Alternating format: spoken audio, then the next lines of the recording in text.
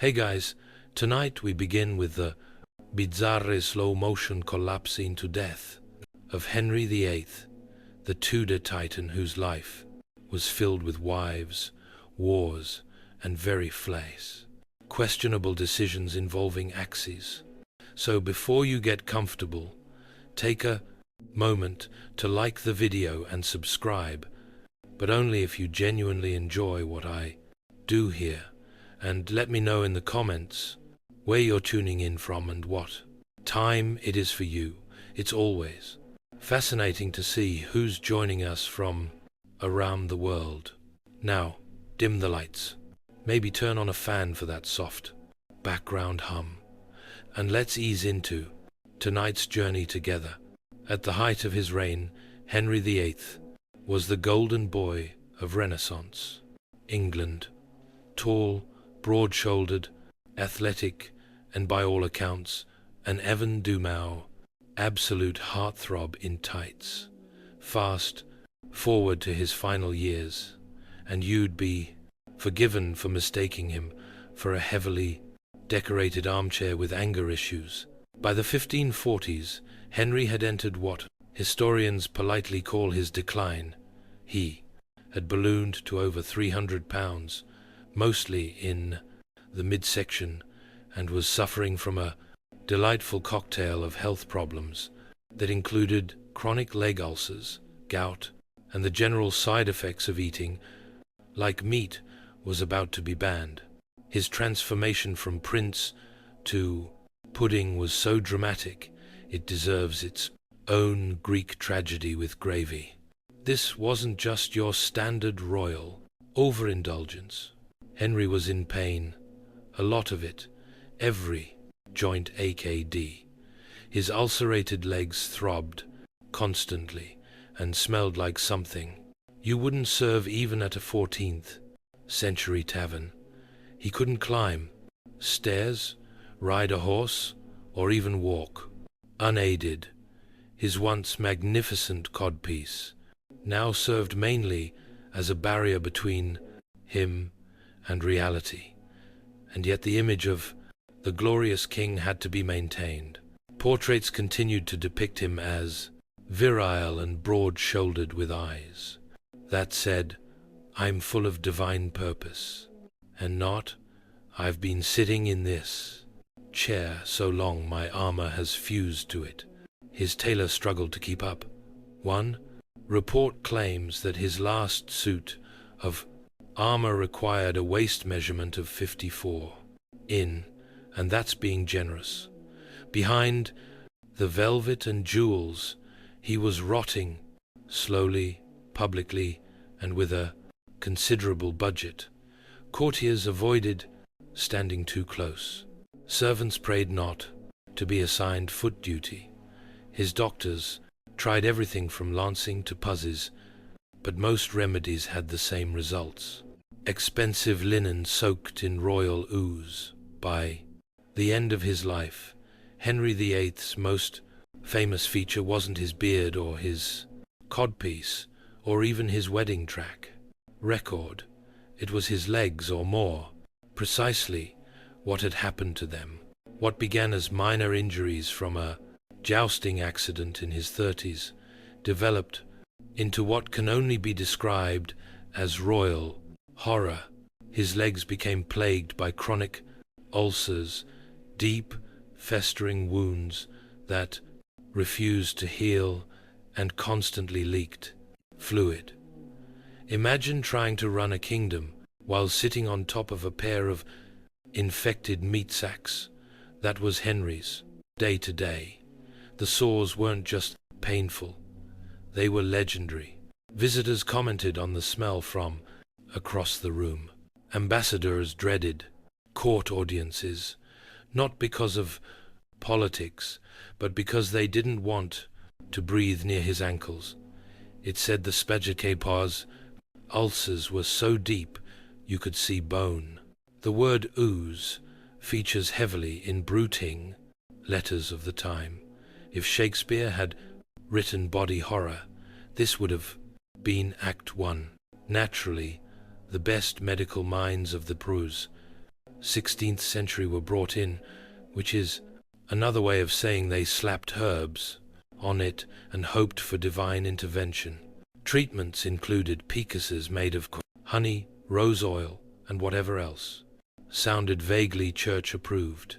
They also tried cauterization, yes, burning the wounds closed, which Henry did not enjoy, understandably. And then there was the lancing. Oh, the lancing, a daily ritual of draining the wounds with blades and cloths. Imagine being a physician who has to show up every morning and say, "Good morning, Your Majesty. I'm here to stab your legs." Again, there's a reason so many court doctors died young, probably of trauma. The ulcers also made it nearly impossible for Henry to exercise, which, combined with his famously rich diet, created a feedback loop of decline. More weight meant more pressure on the wounds. More pressure meant more pain. More pain meant more mood swings, and more mood swings meant someone nearby was probably getting fired, exiled, or, worse, remarried. If you've ever wondered what would happen if a man tried to eat his way into sainthood or out of reality, then look no further than Henry VIII's daily menu. His meals weren't just excessive, they were borderline weaponized. Breakfast alone could involve several eggs, hunks of beef, white bread soaked in ale, and possibly a roasted partridge, just to get the digestion going. Fruit and vegetables, not unless they were used as decoration or accidentally fell onto the roast. The Tudor court equated meat with masculinity. The more flesh on your plate, the more divine your rule. And Henry, bless him, took that as a personal challenge. Roasted swan, venison, lamb, alepiece, game birds, all coated in gravy, sauce, or symbolic meaning. If it once breathed, he ate it. If it didn't, it was probably used to thicken something that did. His favorite indulgence, red wine, gallons of it, daily. Water was for peasants and washing out wounds, not for kings. By the end, his body was likely 60% Cabernet. Now, let's talk portion size. His meals were prepared in enormous quantities, not just for him, but for an entire royal household of taste testers, servers, musicians, and whatever group he was in favor that week. But even factoring in the entourage, Henry VIII, like every meal, might be interrupted by death. Spoiler. One eventually was. This high-fat, low, vegetable, high-gout diet naturally took its toll.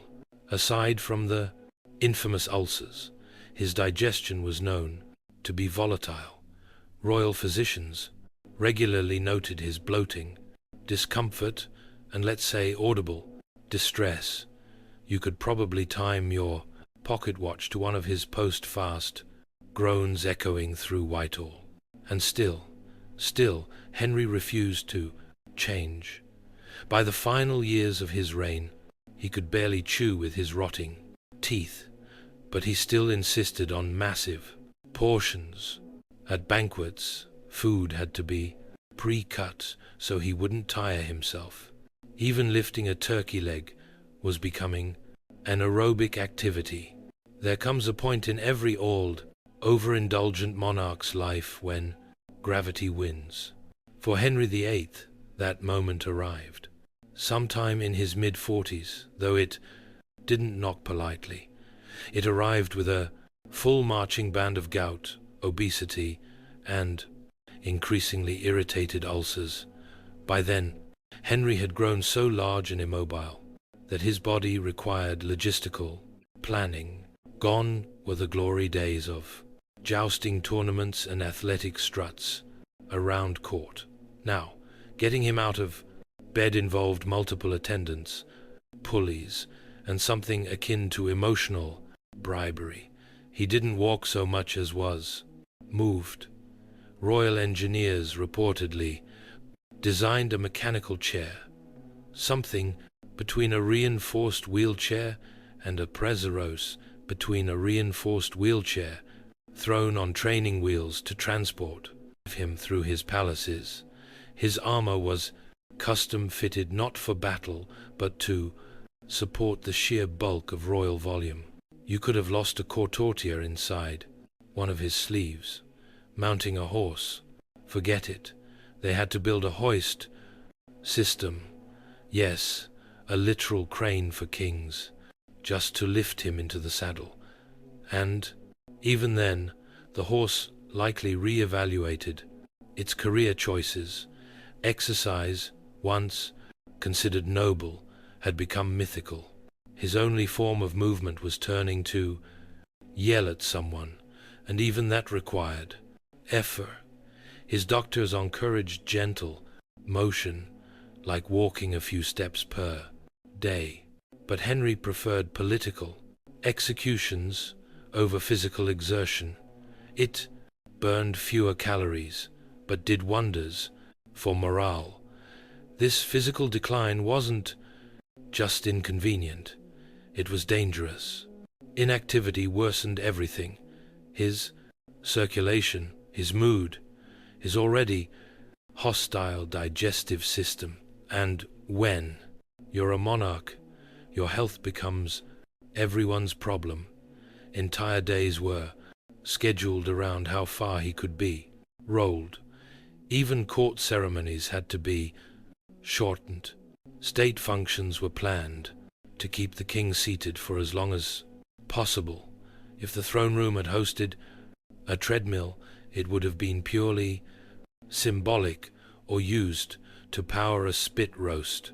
Yet no one dared say it aloud that the most powerful man in England was quite literally weighed down by his own choices.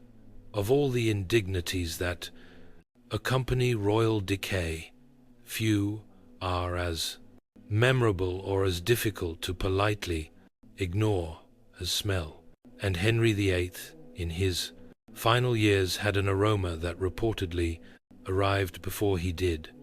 Now, body odor wasn't exactly rare in Tudor England. This was a time when bathing was more theory than practice. Perfume was considered health care, and the most effective deodorant was standing down wind. But even by 16th century standards, Henry's scent was remarkable.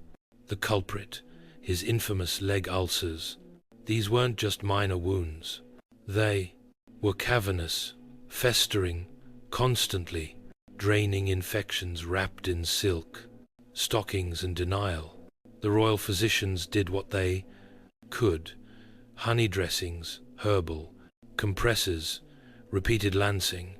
But there's only so much you can do when the Sybaris king's lower limbs are threatening to declare independence. The result was a lingering acrid stench that haunted palace corridors. Courtiers were known to subtly back away mid-conversation. Ambassadors reportedly endured meetings while holding perfumed cloths to their faces, the Renaissance equivalent of tactical air support. And then there was the matter of his general hygiene, with movement nearly impossible and pain constant. Regular bathing fell off the schedule. Instead, Henry relied on powders, oils, and layers upon layers of rich fabrics designed to absorb shame. He essentially mummified himself in velvet and linen, hoping no one would notice what was rotting underneath. Spoiler, they noticed. Even his own clothing was sacrificed. It said his garments had to be burned after use, not washed. A fitting metaphor for how much of his dignity was now considered disposable. Despite all this, no one dared speak of it in his presence. If you so much as wrinkled your nose in the wrong direction, you might find yourself reassigned to the Tower of London, or, worse, tasked with changing his bandages. And yes, that was an actual job. Historians don't know their names, but we all owe them a moment of silence. It's hard enough being a monarch. It's harder still when you're in constant pain, oozing from multiple orifices and slowly sinking into your own furniture. By the end of his reign, Henry VIII wasn't just physically immobile, he was emotionally volatile. One minute he was weeping over his dead wife, Jane Seymour's memory. The next, he was accusing someone of treason for blinking too loudly. His court lived in a constant state of psychological whiplash. Servants learned to interpret the tilt of his eyebrows, the way sailors read clouds before a storm. He's frowning. That's either constipation or war. Of course, Henry hadn't always been like this. Earlier in life, he'd been charismatic, intelligent, even playful. But as the ulcers deepened, so did the mood swings. The Henry of old had been replaced by something more unpredictable, a king whose primary foreign policy tool was rage. Medical historians suspect that, alongside his physical ailments, he may have suffered from untreated depression, chronic pain-induced irritability, and possibly head trauma from a 1536 jousting accident. But in 16th century England, the go-to treatment for a bad mood was prayer, leeches, or blaming the French. Unfortunately, being king meant no one could tell him to take a break. Instead, advisors smiled nervously and agreed with whatever he said. Some even praised his divinely inspired fury, which is a nice way of saying, "We'd like to keep our necks, please." The results were messy. Dozens of courtiers were exiled, imprisoned, or executed simply for falling out of favor during one of Henry's mood hurricanes.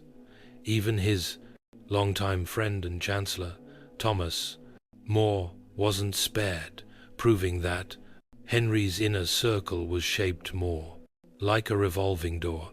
By January of the Prophet, year 1547, everyone in the royal court could see the end coming, except notably Henry VIII. He was in every way falling apart, but you couldn't legally say so. Under Tudor law, predicting the king's death was treason, which made royal physicians the most anxious, overqualified actors in history. Henry was confined to bed, not just bedridden, but bed-dwelling.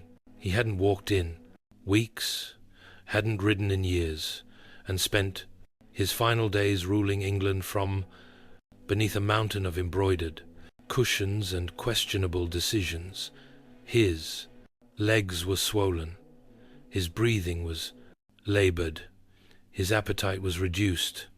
Well, by Tudor standards, he was still eating like someone who didn't realize his will was about to be the most important document in the country.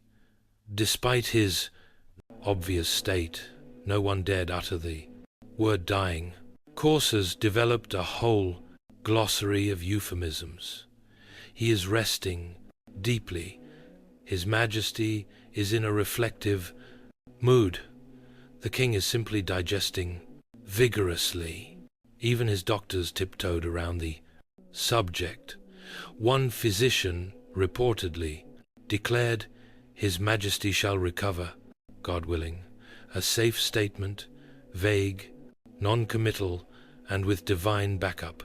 Meanwhile, said Majesty was drifting in and out of consciousness, probably hallucinating about roast goose and Protestant diplomacy. But even in his decline, Henry VIII still had paperwork to finish. He signed documents. He amended his will.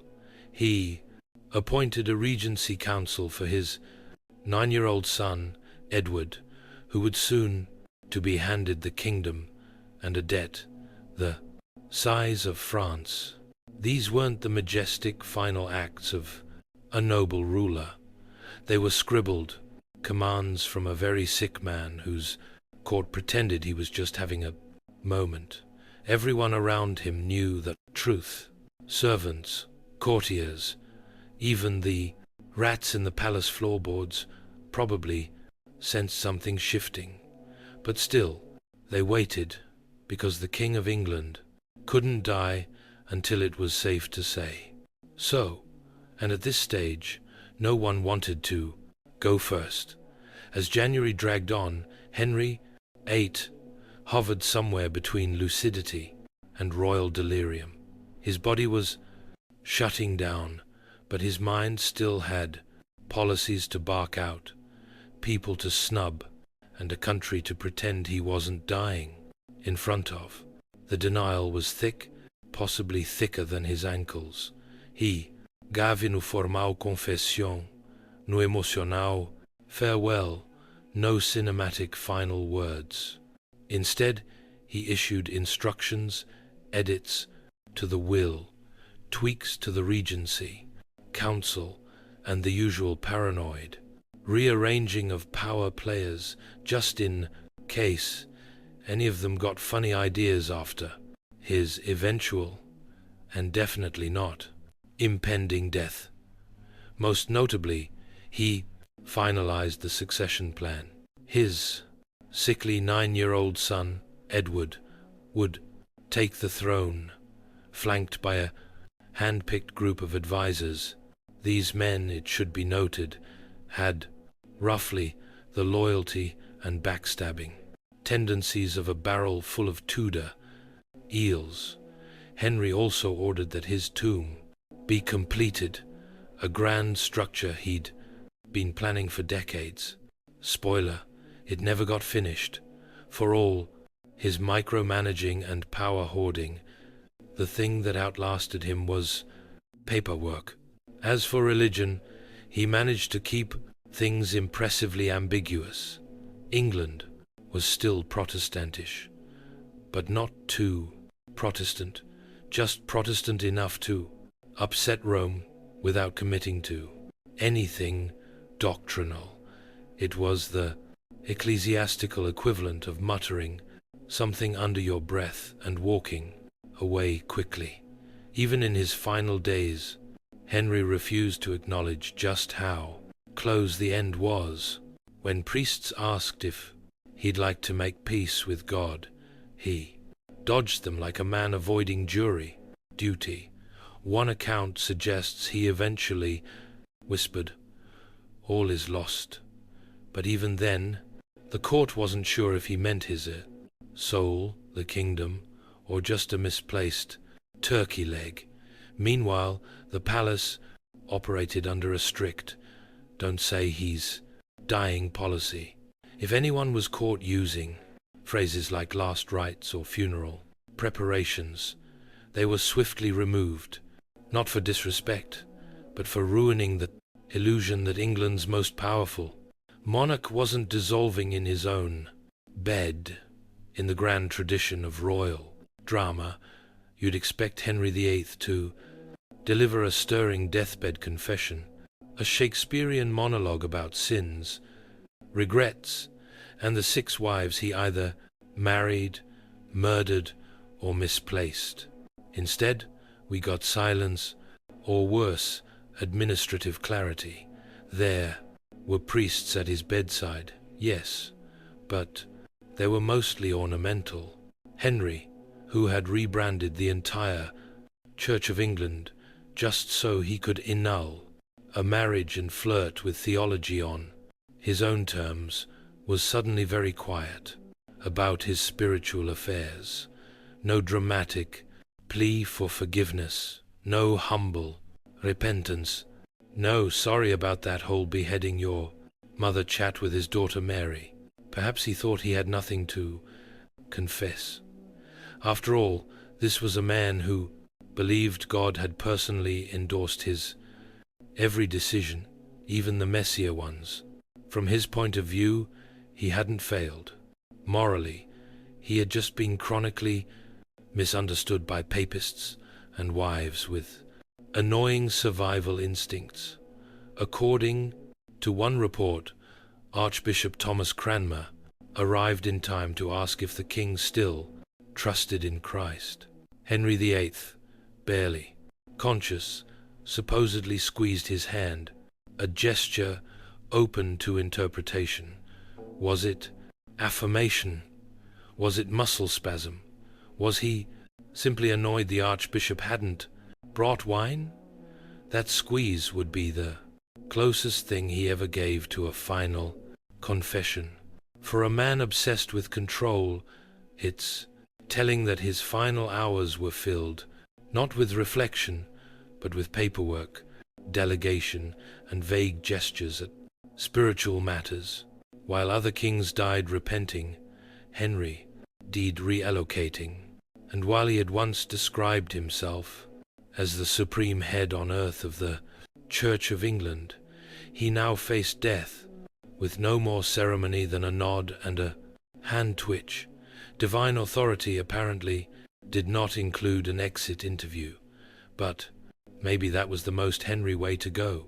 No apologies, no weeping monks, just the slow, steady decline of a man who always preferred the sound of his own laws to the echo of his conscience. And so passed Henry VIII with no dramatic final words, no poetic closure, and absolutely no indication that he thought anything had gone wrong. When Henry VIII finally stopped breathing on the 28th of January, 1547, the room didn't erupt into mourning or solemn proclamations. It sort of paused, then stood around, awkwardly, then quietly panicked. Because here's the thing, it was illegal to declare the king dead without very specific authorization under Tudor law. To suggest the monarch had died, even if he was visibly deceased, was technically treason, which meant everyone in the room suddenly became deeply interested in pretending Henry VIII was simply resting, possibly very deeply and permanently. Doctors, courtiers, and clergymen all stared at each other, waiting for someone to blink first. No one did. There was no press release, no moment of national mourning, no trumpets, just the heavy silence of men, thinking, well, now what? Eventually, they agreed to say nothing for several days, not out of respect, but strategy. The succession still needed to be managed. The council assembled, and most importantly, the 9-year-old heir, Edward, informed that he now technically owned everything in England, including some very angry neighbors. In the meantime, Henry VIII's body remained in Whitehall Palace, still king in title, but now more biologically aspirational. Ministers quietly arranged his affairs, while pretending he was still unavailable, which wasn't a lie, just a spectacular understatement. And while no one spoke the word dead, palace staff began making preparations with all the subtlety of a Shakespearean farce. Mourning clothes were quietly ordered, seals were altered. Some opportunists probably started dusting off family trees to prove they were technically 12th cousins to the boy king and thus deserved land. Even foreign ambassadors weren't told right away.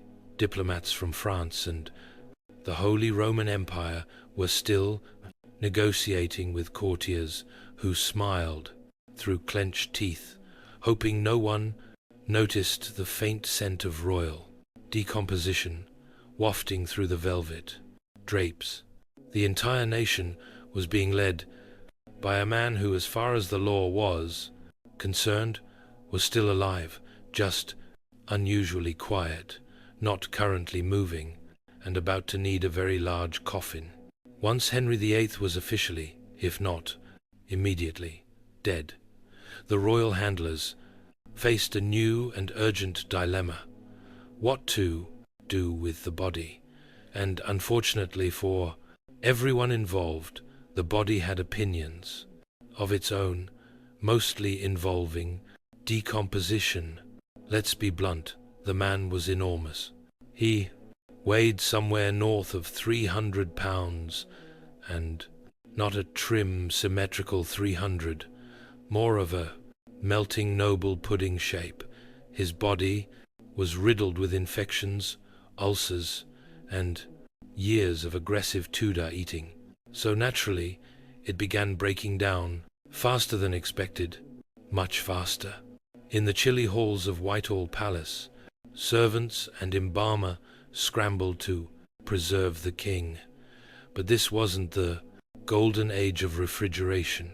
Embalming methods were rudimentary, consisting of stuffing the corpse with spices and wrapping it in layers of cloth like a royal lasagna.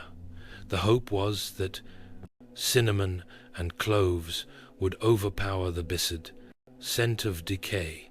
Spoiler, they didn't. Despite their best efforts, the body began to leak slowly at first, then alarmingly. A mixture of bodily fluids seeped through the coffin, causing discomfort, confusion, and eventually widespread nausea. It got so bad that during the funeral procession to Windsor, the coffin reportedly emitted a dark stain and smell so potent that it startled the Place Louis the Verblo horses, and in one now infamous account, attracted stray dogs. Yes, dogs licking the drippings from the former head of the Church of England, which is probably not how he imagined his legacy being honored. To make matters worse, the coffin had been sealed hastily. Royal urgency overrode craftsmanship.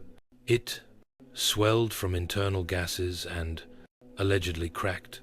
The Tudor version of Tupperware, it was not. Everyone involved tried to keep a straight face. Mourning nobles walked beside the oozing coffin with the dignity of people pretending they couldn't smell anything, and no one, absolutely no one, brought it up in conversation afterward. It's not every day a monarch's corpse makes headlines centuries later for the way it malfunctioned. But then again, Henry VIII was never one to do things quietly. Not in life, and certainly not in death. As the funeral procession moved toward Windsor Castle, the sealed wooden coffin carrying the late king rumbled ominously. Now, you'd think transporting the body of England's most iconic monarch would involve some kind of dignified, marble-lined container, or at the very least, one that didn't behave like an overripe meat barrel. But Hoste and biology conspired to make this final journey unforgettable for all the wrong reasons. The coffin began to leak, not metaphorically, literally. Despite efforts to embalm the body, the combination of heat, internal gases, poor sealing, and sheer mass caused the coffin to sweat, and by sweat we mean ooze. Contemporary chroniclers describe a black putrid fluid leaking from the base of the coffin during a stopover at Sion Abbey, the kind of detail you don't soon forget, even if you desperately wish you could. It gets worse. One popular, if possibly apocryphal, account claims dogs were seen licking the fluid beneath the coffin. Imagine it, a royal procession halted in solemn silence, mourning, nobles dressed in black, all while a couple of opportunistic hounds enthusiastically sample what is, by all accounts, the King. Tudor England had many rituals, but canine consumption was not supposed to be part of state funerals, and yet no one said a word. The show had to go on. The coffin was cleaned as discreetly as possible. Everyone resumed walking, eyes forward, mouths shut, noses offended. This wasn't just an embarrassing leak. It became legend, a dark little parable whispered through the centuries. To some, it was divine retribution for Henry's cruelty. To others, it was a grim punchline to a lifetime of excess. Either way, Henry VIII had managed to do what few monarchs can claim: ruin a funeral with nothing but his presence. There's something deliciously poetic or brutally ironic about where Henry VIII ended up. Not in Westminster Abbey with the other great kings, not in some towering morale of Tudor marble. No, the man who broke with the Catholic Church, who dissolved monasteries, and who declared himself the supreme head of the Church of England, was buried in a humble vault beneath the floor of St. George's Chapel, almost like an afterthought. He was placed next to his true love, Jane Seymour, the one wife who gave him a male heir and died before she could disappoint him. And that's it. No towering monument, no golden tomb, just a slab on the floor that for over a century didn't even bear his name. It was only in the Victorian era that someone added an inscription. Until then, Henry VIII was resting in unmarked anonymity, just a few feet beneath tourists, boots, and royal ceremonies. Here lies the man who once thundered across Europe with papal bulls in one hand and a turkey leg in the other. The man who decapitated 2 wives, dismantled centuries of religious tradition, and rewrote the spiritual map of England, now buried like a moderately successful merchant. The irony is rich, and yet somehow appropriate. After all, the grandeur, the power, the ceremonies, and the political tantrums, it's almost fitting that Henry's final destination was quietly humble, even accidental. No glorious tomb commissioned during life, no elaborate effigy, no towering altar to his glory, just a lead-lined box under a chapel floor, a fading memory in the company of Jane and eventually Charles I, whose own death was, let's say, not subtle. For all his desire to dominate history, Henry VIII ended up in a shared grave, with minimal decoration and maximum foot traffic. Valeria Massalina didn't just stumble into the spotlight. She was born in it. A member of the powerful Claudian dynasty, she had imperial blood coursing through her veins. Her great-uncle was Emperor Tiberius, and her cousin would one day become Emperor Nero. In other words, Messalina was born into a family where power plays were more common than family dinners, and everyone had a dagger, if not in their hand, then firmly lodged in their back. She was raised in a Roman world defined by luxury, corruption, and high-stakes politics. It was a place where virtue was praised in public and discarded in private. From early on, Messalina would have understood the rules of this treacherous game.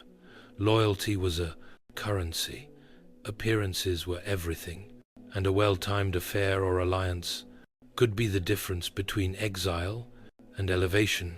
As a teenager, she was married off to Her cousin Tiberius Claudius Drusus, better known to history as Emperor Claudius. At the time, Claudius was seen as an unlikely political figure, awkward, physically impaired, and considered something of a harmless scholar. Few imagined he would ever rise to the procure throne, but power in Rome had a funny way of landing in unexpected laps. When Claudius suddenly became emperor in the chaos following Caligula's assassination, Messalina, barely in her 20s, became Empress of Rome, and she didn't waste time adjusting to the role. Almost immediately, she began reshaping her image, not as a ceremonial wife, but as a force to be reckoned with. Behind her youthful beauty and public charm was a razor-sharp mind already scheming how to consolidate her position. Rome expected its empress to be a symbol of modesty and grace. Messalina, on the other hand, had ambitions that were anything but modest. She wasn't content with being the woman behind the man. She wanted to be the one pulling the strings, using flattery, sex, alliances, and fear to climb even higher. And in a court where everyone had something to hide, she was fluent in the language of secrets. In the empire's golden halls, where gossip traveled faster than messengers, Valeria Messalina was about to become a legend and a cautionary tale. Rome had seen ambitious women before, but none quite like her. Once crowned empress, Valeria Messalina swiftly became one of the most influential women in Rome, not because of her title alone, but because of how she used it. She didn't just sit quietly beside Claudius in the imperial court. She was the one whispering in his ear, nudging decisions, arranging marriages, forging alliances, and eliminating enemies, all while pretending to be the loyal wife. But her influence wasn't just political. Messalina was infamous for something else entirely: her alleged sexual appetite. Ancient sources, mostly written by men with axes to grind, paint her as Rome's most depraved femme fatale. Tacitus, Suetonius, and Juvenal all gleefully described how she supposedly snuck out of the palace at night to work incognito in brothel, competing with prostitutes, and returning before dawn. Whether these tales were fact or slander, one thing is clear: Messalina's reputation was unlike any other empress before or since. Behind every rumor was a strategy. Her lovers weren't always chosen for pleasure. Many were powerful men, senators, equestrians, noble heirs. Messalina used intimacy the way other politicians used bribes. Sleep with her, and you might find yourself promoted. Cross her, and you might find yourself mysteriously exiled, or worse. Claudius, meanwhile, remained either blissfully unaware or willfully ignorant. His reign was full of distractions, administrative reforms, political infighting, and his own insecurities as an underestimated ruler. Some historians suggest that Messalina manipulated Claudius by playing the role of the innocent wife, concerned, devoted, protective. Others think he simply didn't want to know. After all, the truth would have shattered the illusion of control he had over his court and his marriage. But Rome knew. The whispers in the forums, the jokes in the baths, the snide comments from rival nobles. Messalina's escapades were legendary, and while her name became synonymous with excess and lust, she still held an unjod, iron grip on power. That contradiction, scandalous yet untouchable, made her even more dangerous. She blurred the visly line between seduction and politics, turning her body into a weapon and her bedroom into a war room. Rome's elite either feared her or fell for her, sometimes both. Still, as with all unchecked power, the walls would not hold forever, and the higher Messalina climbed, the more unstable the empire beneath her feet became. Messalina's reign as empress wasn't just defined by scandal. It was also a masterclass in manipulation. She understood the game of Roman politics intimately and played it with terrifying efficiency. Her targets weren't always her lovers. More often they were threats, rivals, critics, or anyone who dared to challenge her position as the imperial queen-maker, and she was ruthless. One of her favorite tactics was the false accusation. With Claudius often distracted or passive, Messalina could orchestrate the downfall of anyone by simply whispering a well-placed lie. She accused powerful senators of conspiracy, wives of adultery, and noble women of insolence. Many ended up exiled, executed, or forced to take their own lives, their crime being inconvenient.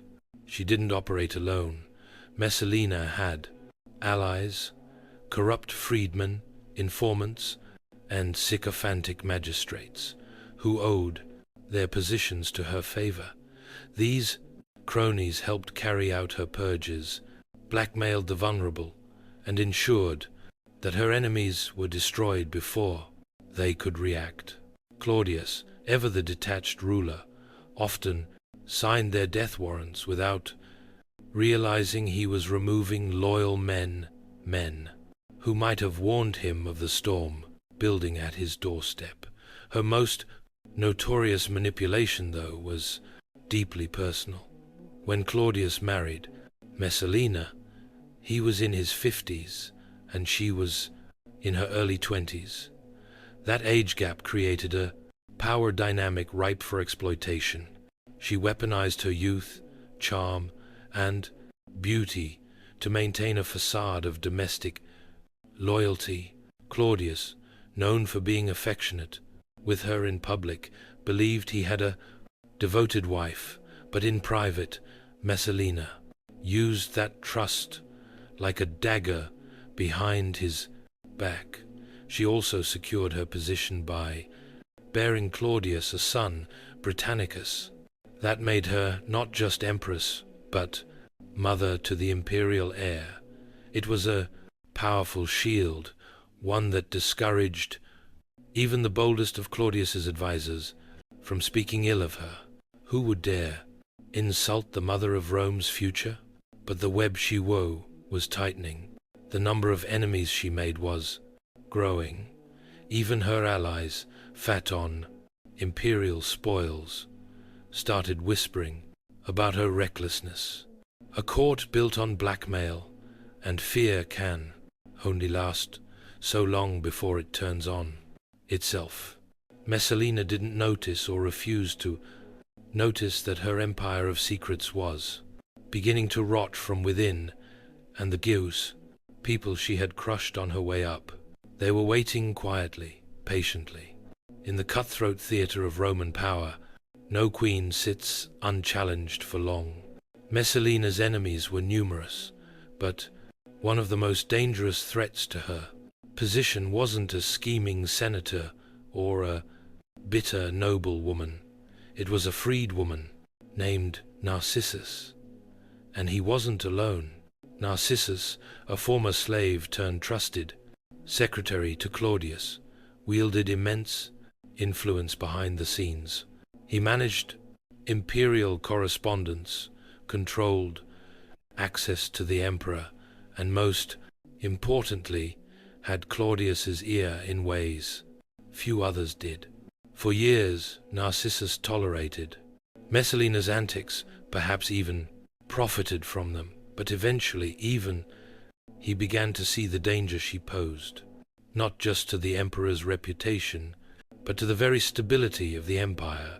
Tensions reached new heights when Messalina's ambition began to grow. Teeth, no longer content with manipulating from behind the curtain, she started plotting something far more audacious, replacing Claudius entirely. Some sources claim that Messalina began an affair with the handsome Senator Gus Silius, not just another lover, but a calculated partner in a quiet coup.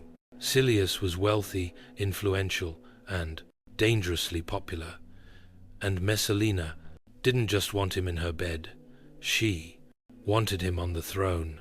According to the ancient historian Tacitus, Messalina even went so far as to marry Silius in a public ceremony, while Claudius was still emperor, a move that was either madness or genius, depending on how successful she believed her scheme would be. It was the boldest political play of her life, but it was also the one that would break her. When Narcissus learned of the marriage, he was stunned. He knew Claudius to be slow to act, but even he couldn't ignore a top betrayal of this scale. Narcissus had two options: report it and risk being ignored, or take matters into his own hands. He chose the latter. With speed and secrecy, Narcissus set a trap. He gathered evidence, alerted the Praetorian Guard, and prepared a case so damning that even Claudius couldn't look the other way. The imperial court was about to implode. The empress, who had ruled with whispers, lust, and lies, had finally made a misstep too grand to conceal. And now the knives she once turned on others were being sharpened against her. The rival had returned, and this time he was coming for her crown. For years, Claudius had been underestimated, not just by Rome, but by his own wife.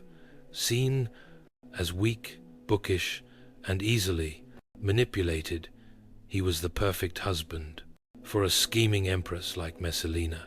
But betrayal on this scale, an alleged marriage to another man, was too massive to ignore, even for Claudius. When Narcissus finally approached the Greek emperor with the damning news, Claudius's initial reaction was disbelief.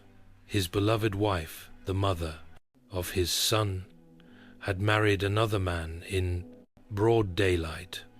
Narcissus didn't just tell him, he showed him documents, witnesses, the ceremony itself. The emperor was stunned and finally furious. This was no longer palace gossip. This was treason. Claudius, long thought too slow-witted to rule, acted with uncharacteristic decisiveness. With Narcissus as his guide, he handed emergency powers to the freedman and instructed him to clean house. The Praetorian Guard, Rome's elite soldiers, was mobilized not to defend Messalina, but to destroy her. While Claudius returned to the palace, silent and pale, Narcissus moved quickly. Gasilius, caught mid-celebration, was dragged into the street and executed without trial. His allies, those who had lent support to the coup or had simply known too much, were rounded up and eliminated in a brutal sweep of political house cleaning. As for Messalina, she didn't run, she didn't hide. In a strange, almost tragic twist, she believed right, until the end, that Claudius would forgive her, that her beauty, her charm, her role as mother of his heir would save her once again. She even fled to the gardens of Lucullus, begging for a chanced to speak with him, to explain, but Claudius wasn't listening anymore. The man she had treated like a puppet had finally cut his strings. At first, Claudius hesitated to order her death. Despite everything, he still seemed torn. But Narcissus, fearing that Claudius might waver, acted first. He sent a centurion with a dagger and a message: die with dignity or be dragged through the forum in disgrace. Messalina, uncharacteristically paralyzed by fear, tried to stall. She took the dagger, but couldn't bring herself to use it. In the end, the centurion had to do it for her. The empress, who had controlled Rome with seduction and silence, died in a garden, alone, panicked and powerless. And just like that, the most infamous woman in imperial history was gone. With Messalina dead, the imperial court fell into a cold, uneasy silence.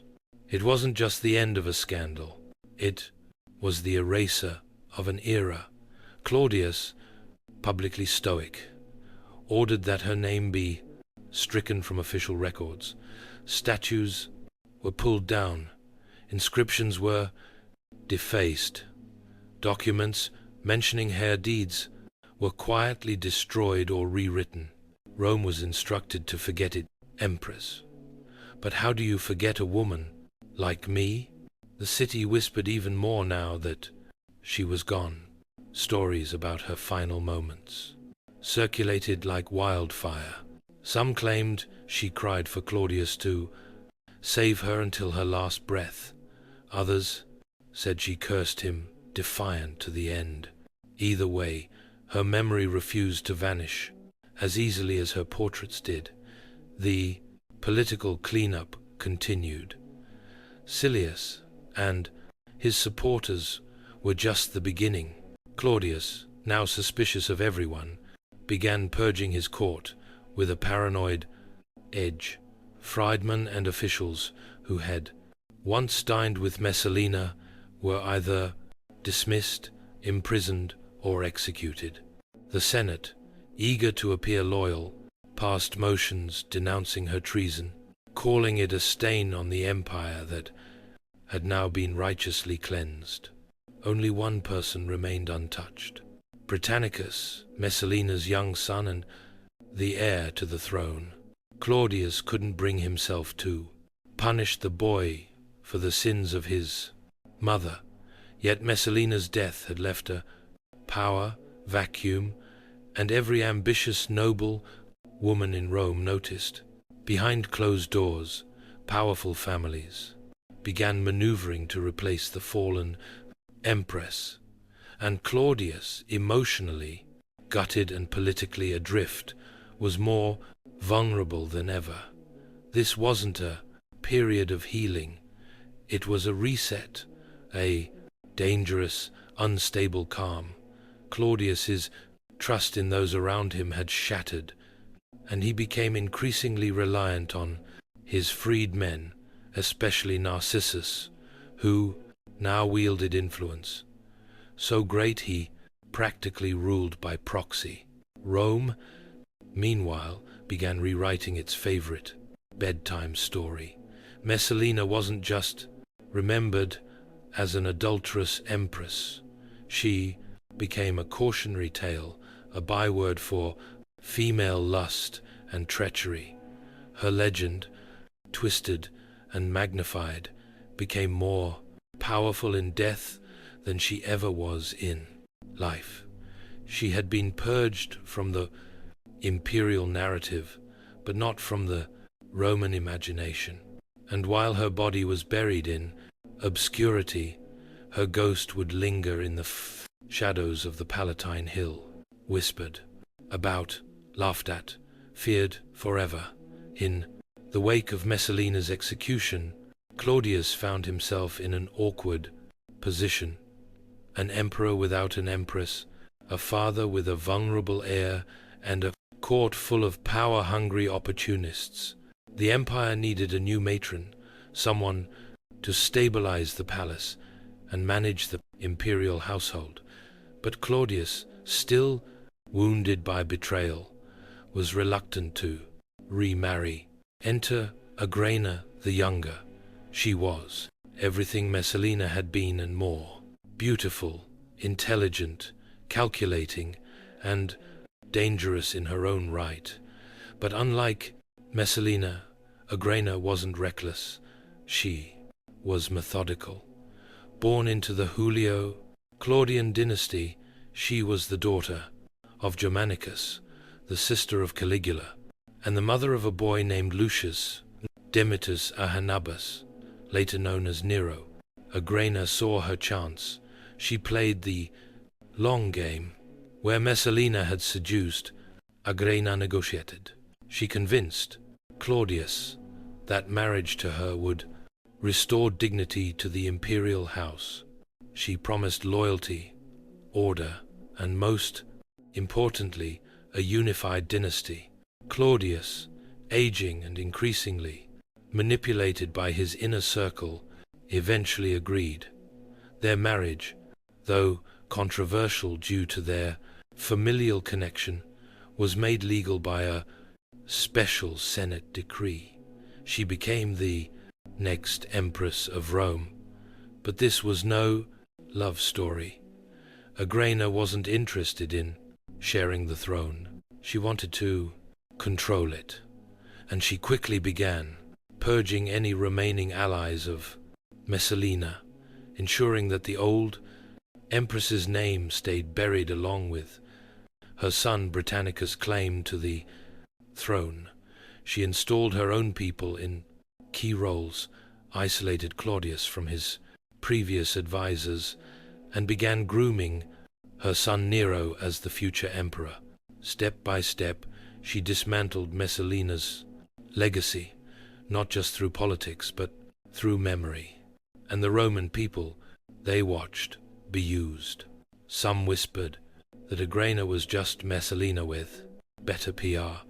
Others feared she was something far more dangerous. While Messalina had ruled with passion and impulse, Agrena ruled with calculation and precision. Where Messalina had overplayed her hand, Agrena never showed hers until it was too late. The empire had traded one empress for another, but whether Rome had learned its lesson was doubtful. Claudius had survived one scheming wife. He wouldn't survive the next. And so the ghost of Messalina didn't fade. It simply changed form, reborn in the ambitions of a new woman rising from her ash. After Messalina's death, her son, Britannicus, became a tragic relic of a quoting binds, discarded dynasty. Though still the biological son of Claudius and the rightful heir to the throne, his future now hung by a thread. He was barely a boy when his mother was executed, and suddenly the palace that once celebrated his birth became a gilded cage. Initially, Claudius kept Britannicus close, even assigning him trusted tutors and guards. The emperor still hoped to secure a legacy through his bloodline, but that hope was quietly and efficiently dismantled by Agrena the younger, who had no intention of letting Messalina's child sit on the imperial throne. Agrena's own son, Nero, was older than Britannicus and far more controllable, especially by her. So she began her campaign to remove Britannicus from the line of succession. She portrayed him as immature, easily manipulated, and unfit to rule. At the same time, she worked tirelessly to elevate Nero. She had him adopted by Claudius, granted the name Nero Claudius, Caesar Drusus Germanicus, and given titles that signaled his path to power. By the time Britannicus reached adolescence, he was no longer Rome's golden boy. He was a prisoner in his own home, watched constantly, his supporters either exiled or silenced. Even his former tutors were replaced, with Agrayna's men ensuring that the young prince grew up under a web of political suspicion and isolation. Claudius, aging and increasingly manipulated, seemed to drift further from his son.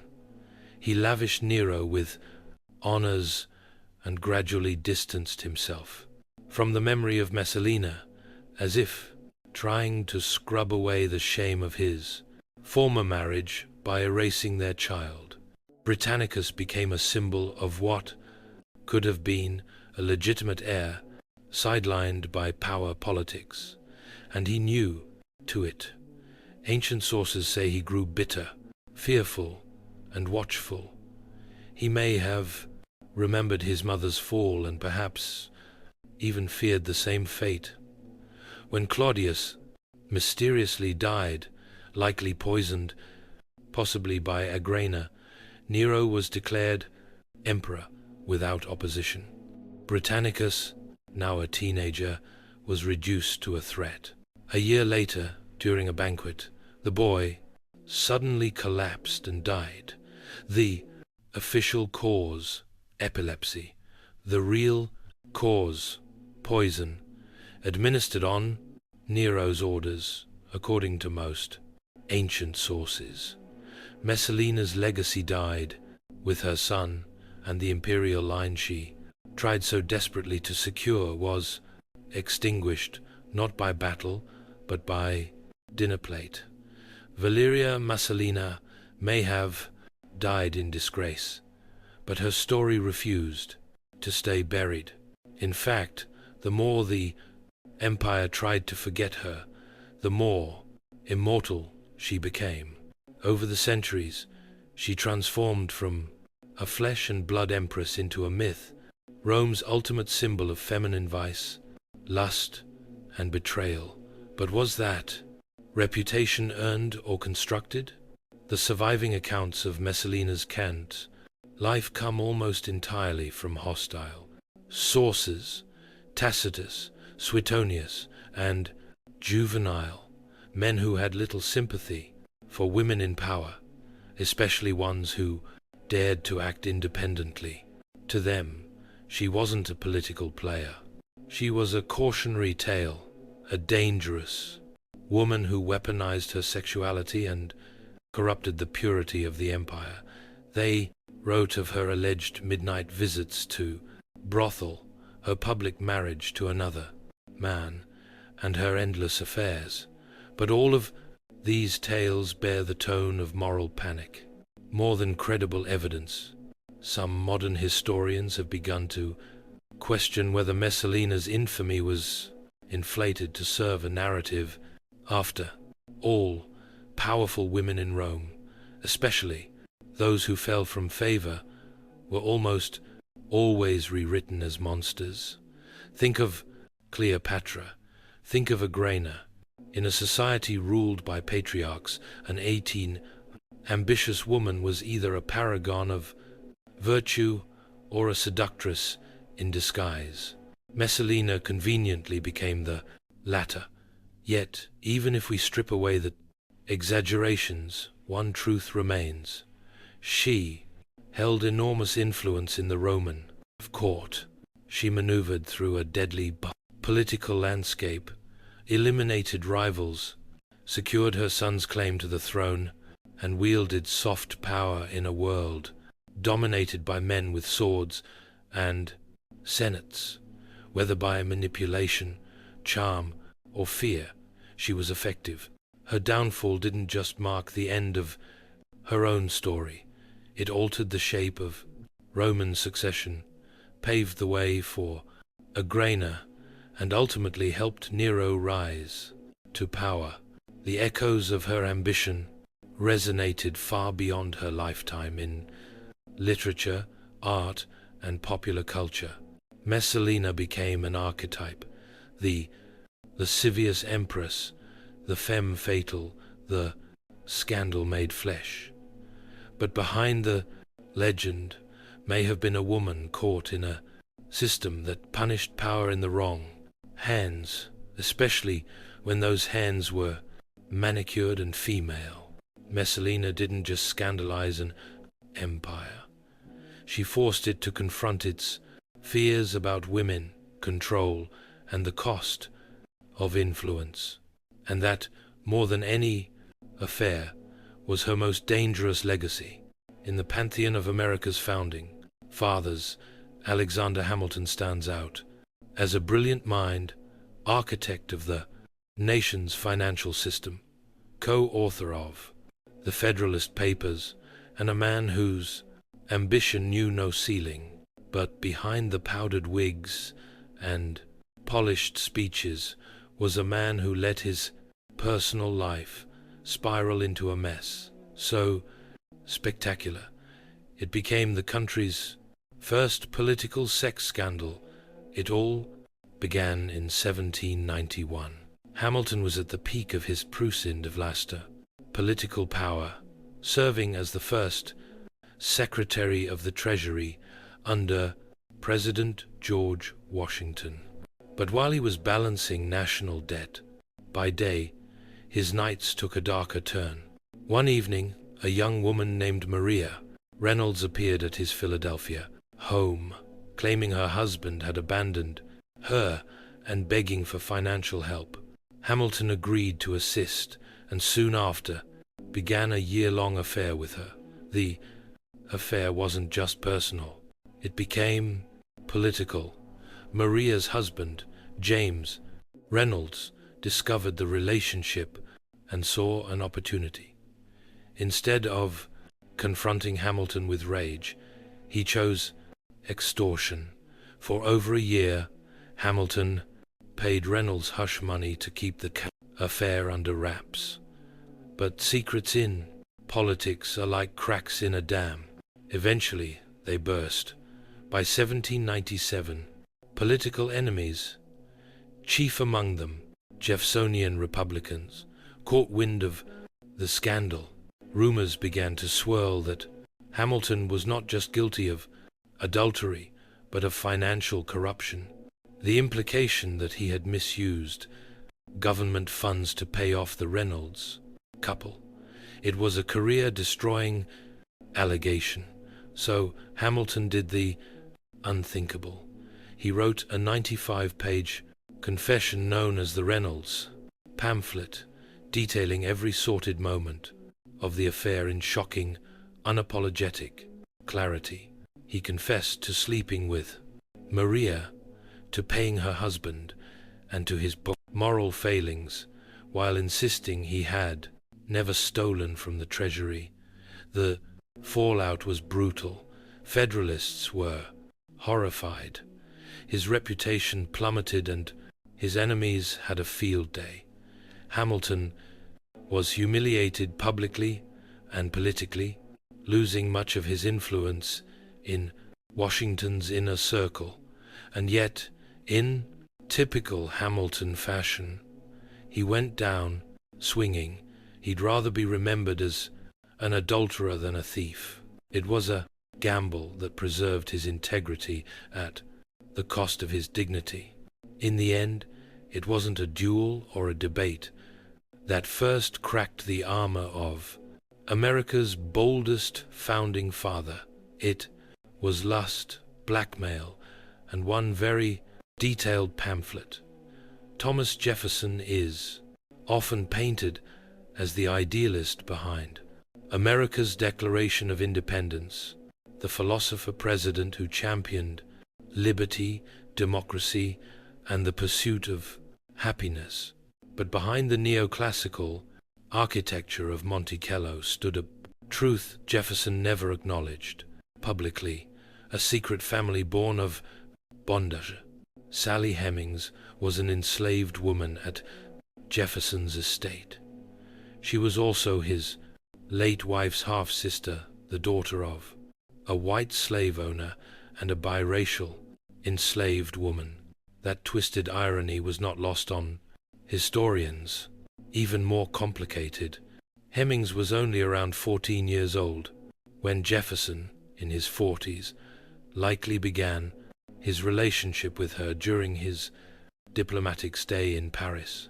For decades, this relationship was dismissed as rumor, but oral history, passed down by Hemmings's descendants, told a different story, one of intimacy, secrecy, and children.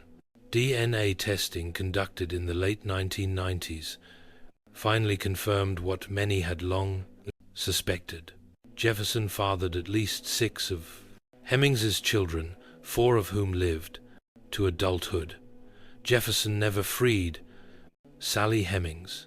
However, he did quietly manumit all of her surviving children. They were the only enslaved individuals he ever freed during his lifetime. Some of them ran away under suspiciously coordinated and overlooked circumstances. Others were officially emancipated in his will. Each of them passed into freedom looking eerily like their father. Despite overwhelming evidence, Jefferson's defenders long painted him as a man of moral clarity, but the existence of his secret family unraveled the myth. How could the same man who wrote that all men are created equal simultaneously sustain and exploit an institution that denied basic humanity?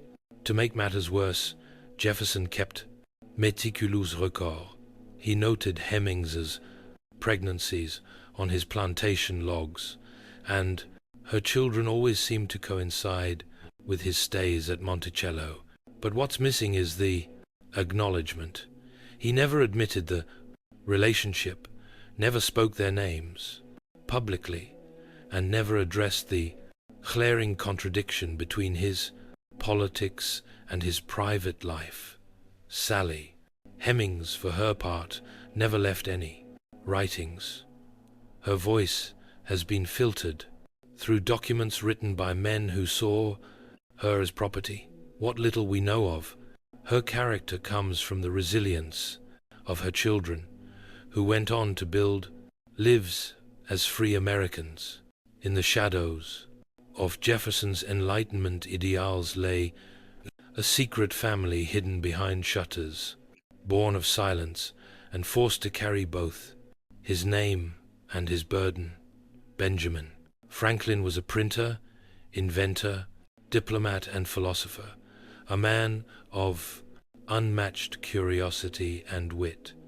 But beyond the lightning rods and bifocals, Franklin had a far more mysterious side, a side filled with shadowy clubs, risque writings, and a social life that would have made most Puritans faint.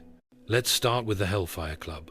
While there's debate over how deep Franklin's involvement ran, he spent years in England during the height of its popularity.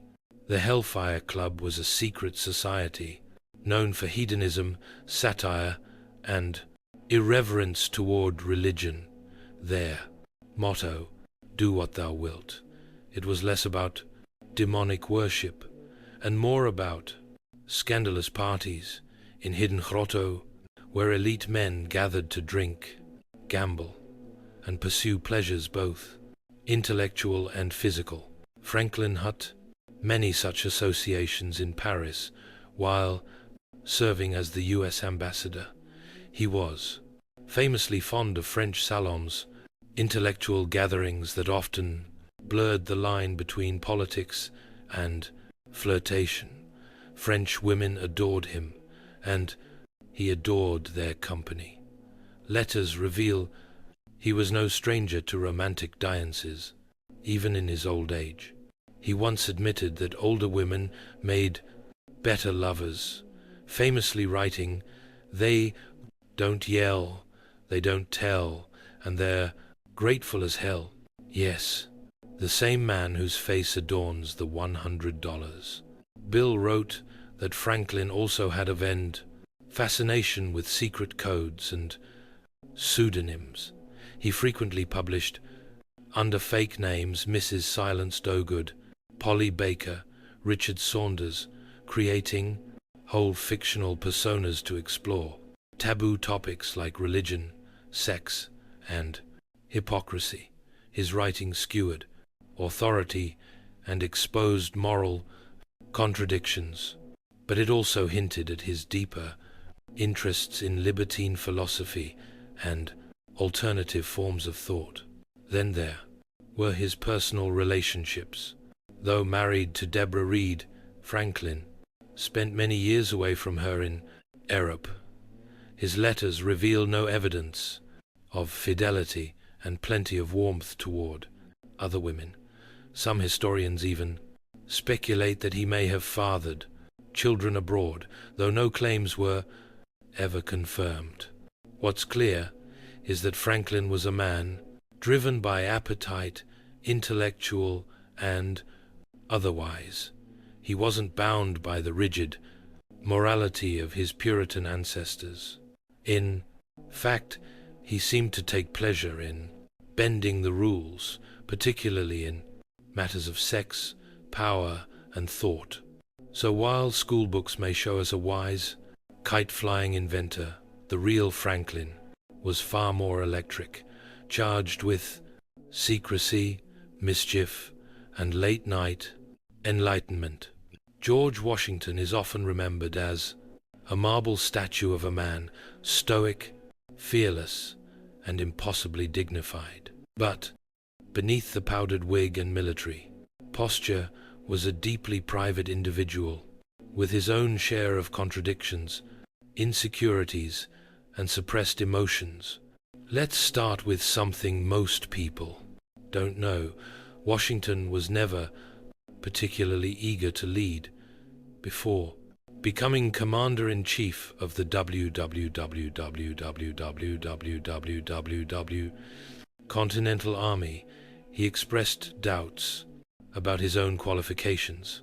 He worried genuinely that he didn't have the experience or skill to lead a war against the British Empire. And even once he accepted, he refused a salary, asking instead for expense reimbursement, possibly to avoid the appearance of ambition. He also struggled with image. Washington obsessed over how others perceived him. He destroyed much of his personal correspondence, particularly letters that might tarnish his legacy. This included potentially romantic letters to Sally Fairfax, the wife of one of his friends. Long before Martha, Sally seems to have been the object of Washington's early affections. His letters suggest a deep emotional connection filled with poetic longing and restrained passion. Speaking of Martha, while their marriage was stable and affectionate, it wasn't romantic in the traditional sense. The two rarely wrote intimate letters, and those that survived show a formal, almost business-like tone. Martha destroyed nearly all of their personal correspondence after his death, suggesting there were emotions or secrets she didn't want history to know. Then there was the matter of Washington's temper. While he was known for his cool demeanor, his private aides recorded moments of intense rage, especially when things went poorly in battle. He once hurled his hat to the ground and cursed so furiously that soldiers fell silent in shock. These weren't public outbursts, but they reveal the emotional pressure he lived under while presenting a calm, controlled exterior.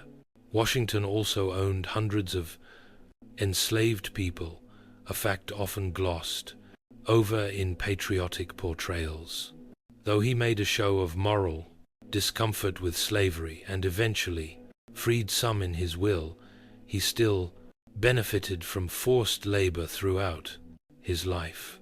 Privately, he maneuvered around Pennsylvania's gradual abolition laws by rotating enslaved workers out of state to prevent their legal emancipation. The father of the nation had private doubts, personal regrets, and moral compromises. His greatness was real, but so were his secrets, and in that complexity lies the humanity history so often airbrushes away. Of all the founding fathers, John Adams may have had the sharpest tongue and the tenderest heart. He was brilliant, argumentative, and sometimes insufferable. But behind his stern New England exterior was a man whose most revealing secrets were written, not spoken, and no one received more of those secrets than his wife, Abigail. Their correspondence is one of the most intimate windows into early American political life and into a marriage that was unusually modern for its time. While other founders engaged in affairs, disappeared for years, or buried their personal lives under silence, John and Abigail wrote to each other constantly. Over 1,100 letters survive. In them, Adams poured out his frustrations, fears, political calculations, and deep affection. When John was away in Philadelphia or Europe, Abigail became his advisor, not just his emotional support. He regularly asked her opinion on economic matters, foreign diplomacy, and the behavior of fellow revolutionaries. She in turn reminded him to remember the ladies, a plea for women's legal rights that was far ahead of its time.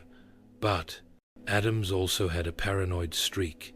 He was deeply insecure about his place in history.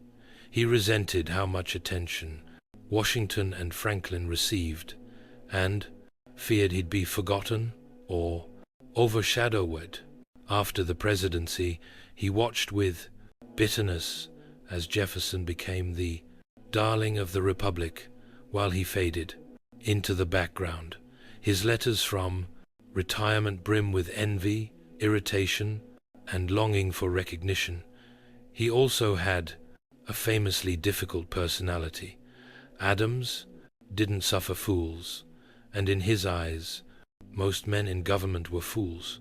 He feuded with Hamilton, mistrusted Jefferson, and was alienated from nearly every major political faction at some point. His single term as president was marked by controversy, including the Alien and Sedition Acts, which clamped down on press freedom and civil dissent. Yet, for all his flaws, Adams never lost his moral compass. He was the only founding father who refused to own slaves on principle, even when it made him politically unpopular and economically disadvantaged. That quiet, uncompromising integrity never made headlines, but it defined him. John Adams wasn't polished. He wasn't warped, but he was brutally honest in print, in policy, and in passion. And in those midnight letters to Abigail, he left behind a legacy far more human than heroic.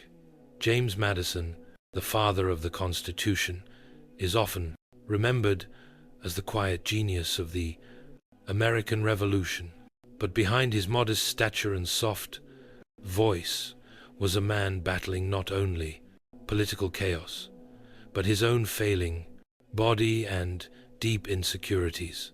Standing barely over 5 feet tall and weighing less than 100 pounds, Madison was physically frail for most of his life. He suffered from chronic illnesses, possibly epilepsy, which he kept hidden as best he could. Friends and political allies often noted his ghostly pallor and the sudden spells in which he would disappear from public life to recover. He lived with the fear that he could drop dead from overwork or stress. In fact, Madison was so certain of an early death that he never bothered to write a memoir. He didn't expect to live long enough to matter. But matter he did. Madison was the brain behind the Constitution and one of the primary authors of the Federalist Papers. Yet he rarely took credit. He preferred to work behind the scenes, letting louder personalities like Hamilton and Jefferson take the spotlight. He was the quiet manipulator in the back room, crafting entire systems of government, while others shouted on the floor. His marriage to Dolly Madison also reveals much about his private life. Dolly was everything James was not. Flamboyant, sociable, magnetic. Their marriage was a power alliance. She made Madison palatable to the public, hosting legendary political salons in Washington, D.C., where enemies became friends, often over her famous ice cream and cakes. While Madison strategized in private, Dolly managed the optics, turning their household into the capital's social center. Yet Madison had his shadows. He was a complex slaveholder, personally uneasy with the destined institution, but unwilling to free his filles, own enslaved laborers. He even had secret correspondences discussing the logistics of slavery in the New Republic, where his ideas, though intellectually cautious, did little to challenge the Ford system. Later in life, Madison struggled with depression and isolation. His political influence waned, and he watched as his vision of limited government was twisted by the very forces he had helped unleash. He may not have had Franklin's charm or Washington's grandeur, but Madison's genius shaped the architecture of the American Republic. And yet, for all his brilliance, he lived and died, haunted by doubts, illness, and the fear that history might overlook him. He built the stage. Others took the bow. Thomas Paine was the fiery pen behind America's Revolution. His pamphlet, Common Sense, lit the spark that pushed colonists toward independence. Yet, unlike the other founding fathers, Paine ended up a political exile, forgotten and despised by the very nation he helped to create. Paine wasn't born into wealth or privilege. He was a working-class Englishman who only arrived in America at age 37, carrying little more than a letter of recommendation from Benjamin Franklin. But in 1776, his writing changed everything. Common Sense sold over 100,000 copies, an astronomical number at the time. It was written in bold, plain language that ordinary people understood. It didn't just call for independence. It demanded it, ridiculing monarchy and championing the scrapes idea that government should serve the people. But Paine's revolutionary fervor didn't stop at America's shores. After the U.S. gained independence, he sailed to France and supported the French Revolution at first. There he wrote The Rights of Man, defending revolution against tyranny. It made him an enemy of Browson, the British Crown, and a hero among French radicals. Yet when the revolution turned bloody, Paine was horrified. He opposed the execution of King Louis XVI, which made him a traitor in the eyes of France's new regime. He was imprisoned in Paris, narrowly escaping the guillotine thanks to a quirk of fate, the chalk mark that mistakenly spared his life. Meanwhile, back in America, Paine's reputation was unraveling. His next major work, The Age of Reason, attacked organized religion and questioned the authority of the Bible. Though he claimed to believe in God, his book was branded as atheist blasphemy. Former friends turned on him. Washington ignored his letters. The Federalists condemned him as dangerous. By the time he returned to the U.S. in 1802, Paine was a pariah. The same man who once ignited a revolution was now mocked in newspapers, denied the right to vote in some states, and shunned by polite society. He died in 1809, poor and alone, buried on a small farm in New York. Only 6 people attended his funeral. Paine's ideas had helped birth a nation, but his unrelenting honesty, refusal to compromise, and attacks on religion cost him everything else. He lit the fuse, but was burned by the flame. While most of the Founding Fathers are remembered for stern portraits and dusty speeches, Governor Morris lived more like a rakish character from a scandalous 18th century novel. He's the man who actually wrote the final draft of the U.S. Constitution, including the iconic preamble, "We the people," but his private life, anything but textbook. Morris was charismatic, flamboyant, and unapologetically indulgent. He walked with a cane after losing his leg in a mysterious carriage accident, though some whispered it had more to do with jumping from a jealous husband's window than any noble injury. Either way, Morris didn't let it slow him down. In fact, the wooden leg became something of a trademark, just one more thing that made him stand out in the staid world of powdered wigs and rigid protocol. While serving as a diplomat in France during the Revolution, Morris was notorious for his womanizing. He carried on affairs with French aristocrats, while chaos engulfed the streets of Paris. One lover was caught in the same revolutionary purge that took Queen Marie Antoinette. Another supposedly helped him escape a mob attack. But Morris wasn't just a libertine. He was an iconoclast. He openly criticized slavery, calling it a nefarious institution, while many of his contemporaries stayed silent or profited from it. He even refused to sign the Constitution unless it protected the federal government's power over slavery, a demand that eventually got watered down. Back home, Morris didn't tone things down. He never married until late in life, instead enjoying a long string of mistresses and scandalous romances that made his colleagues uncomfortable. At age 57 he shocked high society by marrying his housekeeper, Anne Carey Randolph, herself the center of a major scandal involving an alleged abortion and accusations of infanticide. The press had a field day, but Morris didn't care.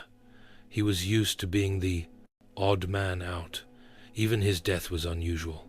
According to legend, Morris attempted to treat a urinary blockage by inserting a whale bone into his urethra, a move that led to fatal internal damage. Whether the story is true or not, it fits the pattern. Morris lived and died on his own terms, often to the astonishment of those around him. In a room full of powdered wigs and moral posturing, Governor Morris was a one-legged, sharp, tongued wild card, and one of the most fascinating figures you've probably never heard of. The Founding Fathers gave birth to a new nation with ideals that promised liberty, justice, and equality, but the private lives they lived often contradicted the very freedoms they so passionately preached. And as the myths of American greatness grew, so too did the willful erasure of their contradictions. Slavery was the most glaring hypocrisy. Many of the men who declared all men are created equal either owned slaves, profited from slavery, or actively defended it. Jefferson, Washington, Madison, Monroe, all slaveholders, even as they debated independence. Enslaved men and women toiled on their plantations, stripped of the rights the Constitution would later promise to protect. Some, like Franklin and Hamilton, took steps toward abolition, but none dismantled the system that made their world possible. Women were another blind spot. Abigail Adams famously urged her husband to remember the ladies as the laws of the new republic were being shaped. He did not. None of them did. The Constitution excluded women entirely. In their private letters, the founders spoke tenderly of their wives and daughters, but legally those women had no rights, no vote, no voice. Then there were the moral double standard, affairs illégitimates, children, secret societies, and whispered scandals filled their private lives, yet they wrote about virtue, honor, and restraint. They condemned tyranny abroad while preserving inequality at home. They feared monarchy, but allowed dynastic wealth and inherited power to flourish in their new republic. Some were aware of the contradictions. Washington agonized over slavery in his final years. Madison wrote at length about the dangers of factionalism, ironically, while building the very political party system he warned against. Others like Jefferson seemed capable of compartmentalizing their lives entirely, writing stirring philosophical tracts in the morning and managing enslaved laborers by afternoon. But these flaws don't erase their contributions. They make them human. The founding fathers were not gods in togas. They were brilliant, ambitious, flawed men filled with private weaknesses and public convictions. They built a nation on paradoxes, many of which still haunt America today. Their legacies are not marble statues, but living arguments about freedom, power, morality, and who gets to write history. And in their secret lives, tangled in scandal, contradiction, and compromise, we find not just the origins of a country, but the blueprint of its enduring struggles. Napoleon Bonaparte may have ruled empires and orchestrated historic battles, but when it came to love, he was almost embarrassingly vulnerable. Behind the hardened exterior of a military genius was a man completely disarmed by passion, especially when it came to Josephine Dow, his first wife, and most haunting obsession. Their relationship began as a whirlwind. Josephine, a charming widow, 6 years. His senior captivated the young general completely. After a brief courtship, they married in Etienne-Sibaye-Jochelieu. Almost immediately, Napoleon departed for his Italian campaign, leaving his new bride behind in Paris.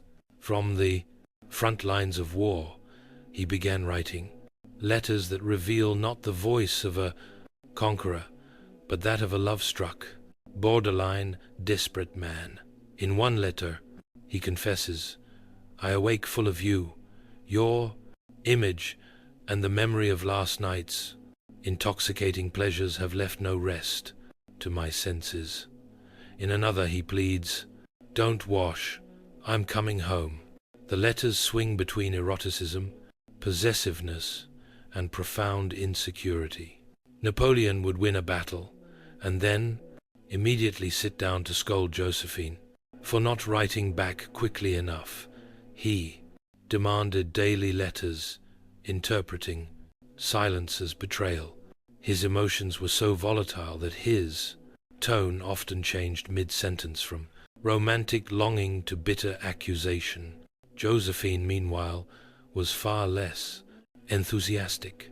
While Napoleon poured out his soul, she enjoyed Parisian salons and eventually took lovers of her own.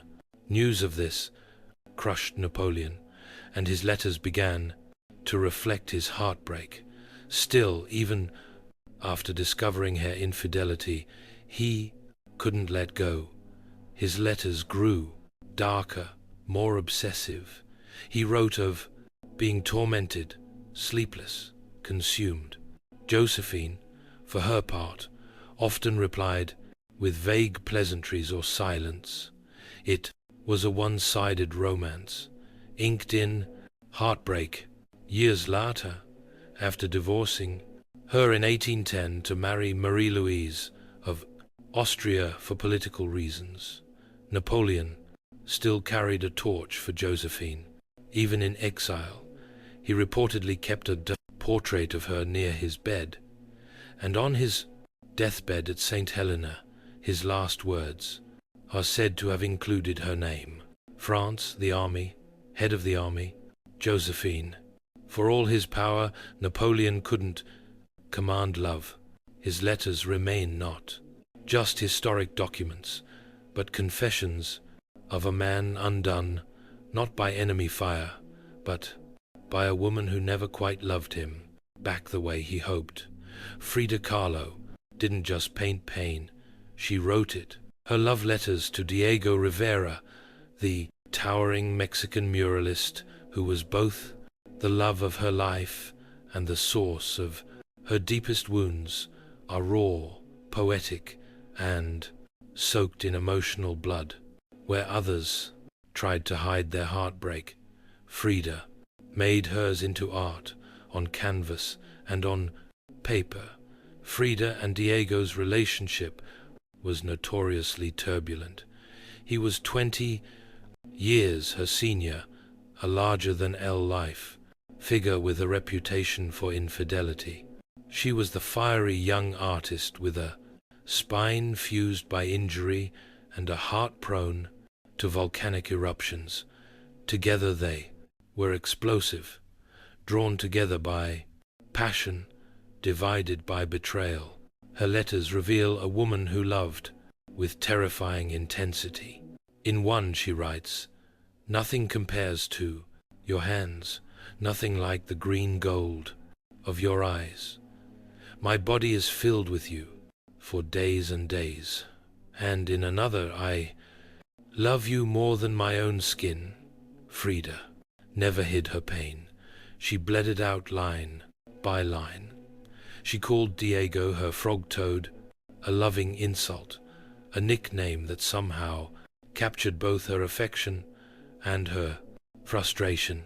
Her letters veer between unconditional love and seething resentment, often within the same paragraph. Even after Diego's affairs, some with Frida's own friends, and even her sister, she wrote to him not with detachment, but longing. Her words ask for nothing but presence. "I ask you for violence in the nonsense, and you give me grace, your light, and your warmth." They divorced in 1939. They remarried a year later. Nothing between them was ever stable, but the bond remained unbreakable. Even when they were apart, Frida wrote as if Diego were oxygen, necessary, maddening, and always just out of reach. Her physical suffering also poured into her letters. After her horrific bus accident, which left her with lifelong pain, Frida described her body as a battlefield, one that Diego could not save, but somehow made bearable. Her vulnerability was total, but it was never weak. In the end, Frida Kahlo's letters are not just about Diego. They're about the war between love and identity, devotion and survival. Through her pain she found language. Through her longing she found fire. And in her fire she burned herself into history. Ludwig van Beethoven, the brooding genius of classical music, left behind some of the most passionate letters ever written, though the identity of the woman who inspired them remains one of history's greatest love mysteries. Known simply as the immortal beloved, she exists only in a series of letters, never sent, found among Beethoven's belongings after his death in 1827. These letters weren't addressed to a name, no date, no return address, just deep, aching declarations of love that baffle and mesmerize scholars to this day. One begins, "My angel, my all, my very self." Another cries, "Though still in bed, my thoughts go out to you, my immortal beloved. Be calm, love me, today, yesterday." What tearful longing for you, my life, my all. Farewell. Oh, continue to love me, never misjudge the most faithful heart of your beloved. Beethoven wasn't known for emotional openness. His letters to others were often curt, formal, even hostile.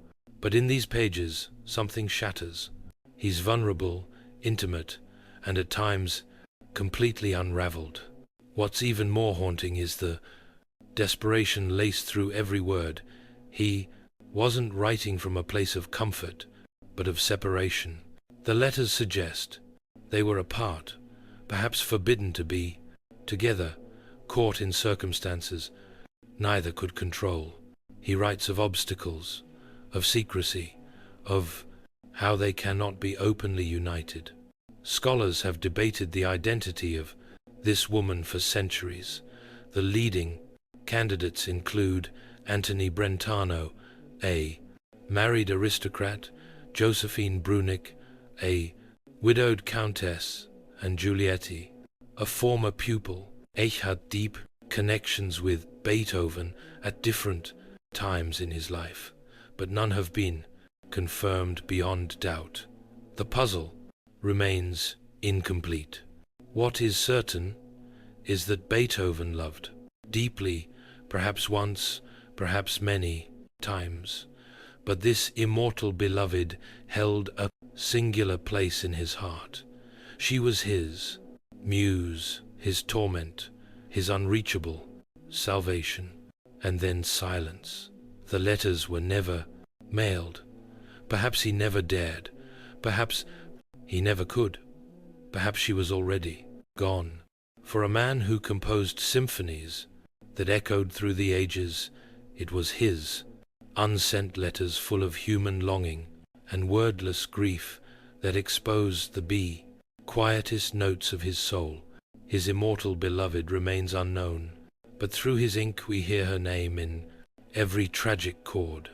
Oscar Wilde, the celebrated wit of the Victorian era, known for his sharp quips and decadent prose, also penned one of the most devastating love letters in literary history. It wasn't sweet, it wasn't flirty, it was a 50,000-word epistolary howl from a temple man whose love had destroyed him. Its name, De Profundis, Latin, for from the depths. Wilder wrote it while imprisoned in Reading jail, serving a 2-year sentence for gross indecency due to his homosexual relationship with Lord Alfred Douglas, a young aristocrat known as Beausetsy. Their love affair had scandalized society, enraged Douglas's powerful father, and led Wilde from salons and champagne to a prison cell. The letter begins with grief, but it quickly transforms into something more harrowing, a confession, an indictment, a meditation on love and suffering. He writes, "You came to me to learn the Lumen Segen, pleasure of life, and the pleasure of art, perhaps I am chosen to teach you something much more wonderful, the meaning of sorrow and its beauty. Wilde accuses Douglas of vanity, selfishness, and abandonment, but he never stops loving him. That's the torment. Every paragraph of D3ath swings between bitterness and longing, betrayal and worship. It's not just a breakup letter. It's a requiem for Wilde's former life. Wilde blames himself too, calling his own indulgence and blindness fatal flaws. He reflects on how he tried to mold Buzzetti into someone deeper, someone worthy of devotion. Instead, he was consumed. The relationship, he admits, led to his public disgrace, his financial ruin, and the erosion of his genius. But De Fundis is more than a record of heartbreak. It's a philosophical treatise born from suffering. Wilder speaks of Christ as the ultimate artist of sorrow, of how pain creates empathy, and of how prison stripped away every illusion he'd built. He writes, "Where there is sorrow, there is holy ground." After his release, Wilde sent the letter to Douglas, but their bond was beyond repair. Wilde died a few years later, penniless and in exile. D3ath wasn't published in full until after both men were gone. It is not a love letter in the traditional sense, but it is perhaps the most painfully honest one ever written. Not about desire, but about what love takes when it's done giving.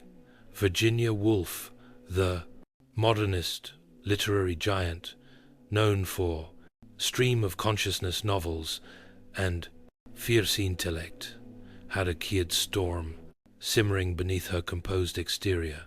While married to Leonard Woolf, a steady and supportive partner, she fell deeply and unapologetically in love with another woman, Vita Sackville West, a fellow writer, aristocrat, and free spirit. Their relationship defied categorization. It was emotional, intellectual, romantic, and at times physical.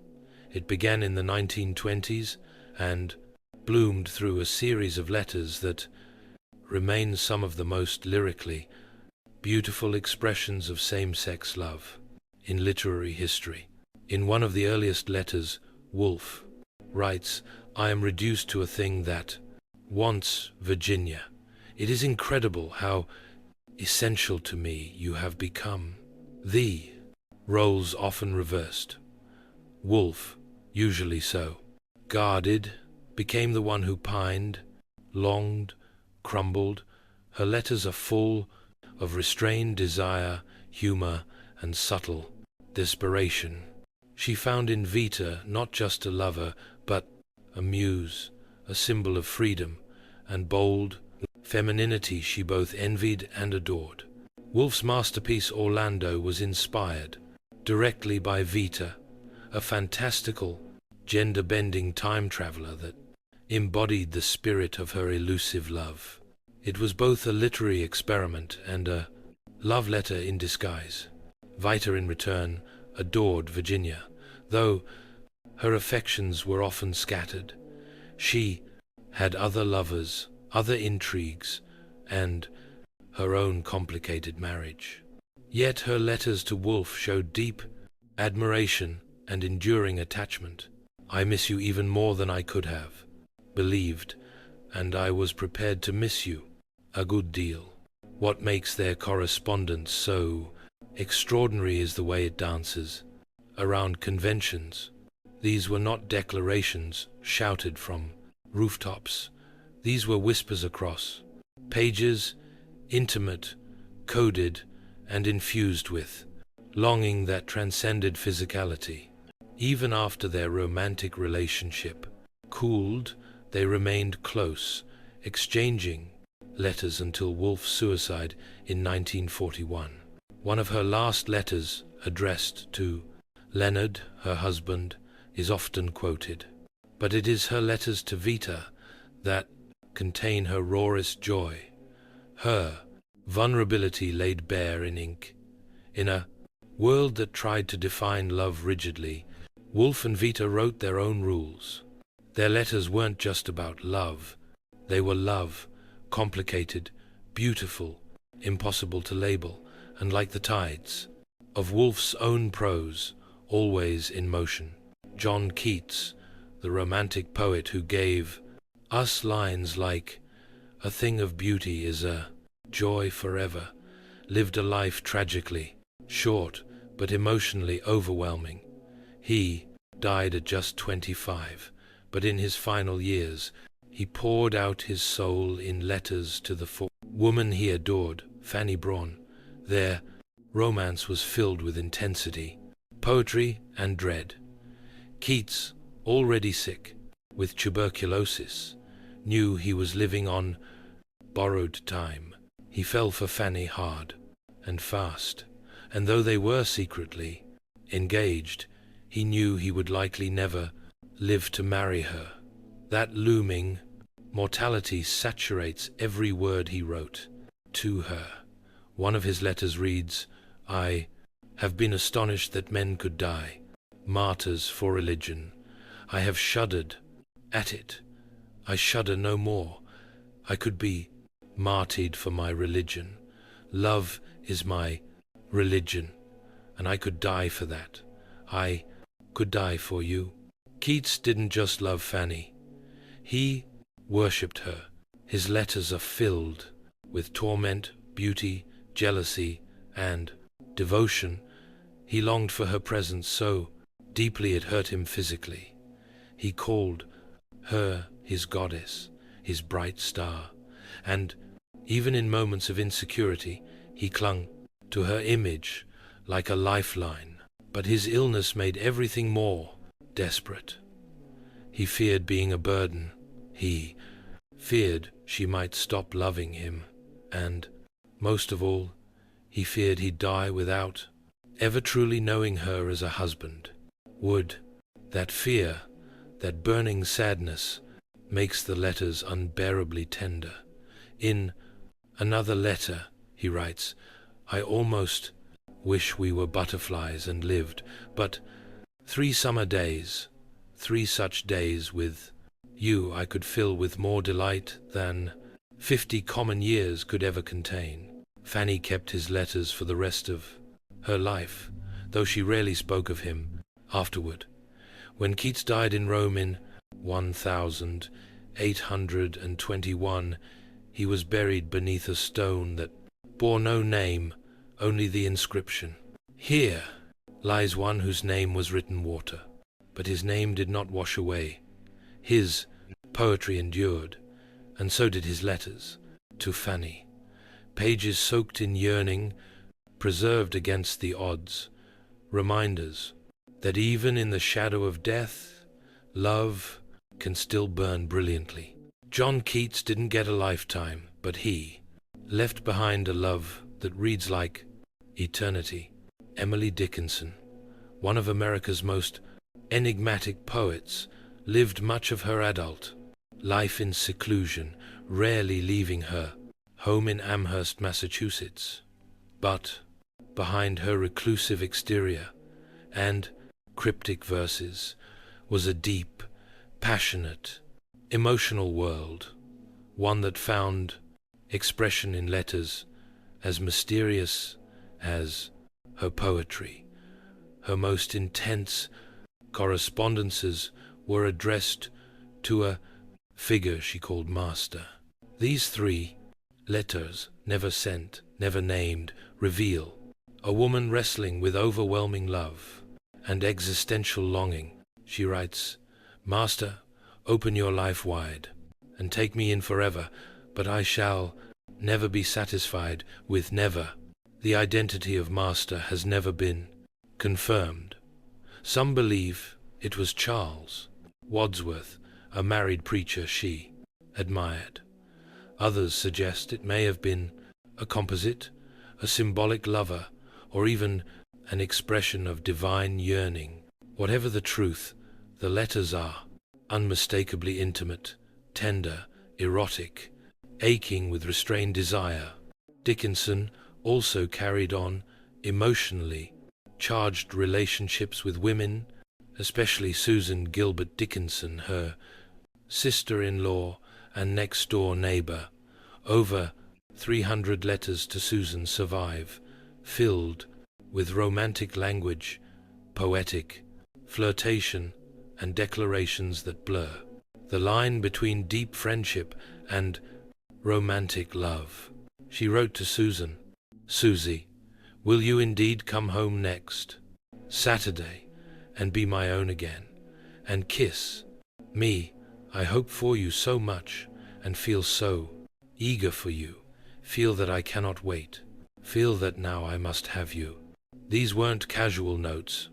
They were floods of feeling composed in slanted, swirling handwriting. Dickinson never married, and her emotional life remained largely invisible during her lifetime. But her letters reveal someone with a fierce capacity to love intensely, secretly, and poetically. It's no coincidence that many of her greatest poems mirror the tone of her letters, the aching, the obsession, the sacred terror of intimacy. Her words move like riddles, wrapping love in layers of metaphor and punctuation, dashes. Emily Dickinson lived behind closed doors, but she loved in wide, sweeping sentences. Her letters, fragmented, half-lost, often coded, invite readers into a hidden realm of affection too powerful to be publicly declared. In a world that feared women's emotions, Dickinson buried hers in verse and in ink, trusting perhaps that someday someone would find them and understand. Winston Churchill is often remembered for his unshakable wartime leadership, rousing speeches, and eternal scowl. But behind the bulldog bravado was a man deeply devoted to his wife Clementine Hosier, a relationship preserved in a remarkable series of love letters that spanned more than 5 decades. From the moment they met in 1904, Winston was smitten. Their courtship was brief, just 4 months, and the letters began almost immediately. Even as bombs fell and empires crumbled, Churchill took time to write to Clementine. His tone, usually fierce and forceful in public, turned soft and playful in private. In one letter he wrote, "My darling Clem, I hope you will forgive me for writing you such a short letter. But really, I am so busy running the British Empire, I have scarcely time to keep my head on." His humor never left him, even under the pressure of World War.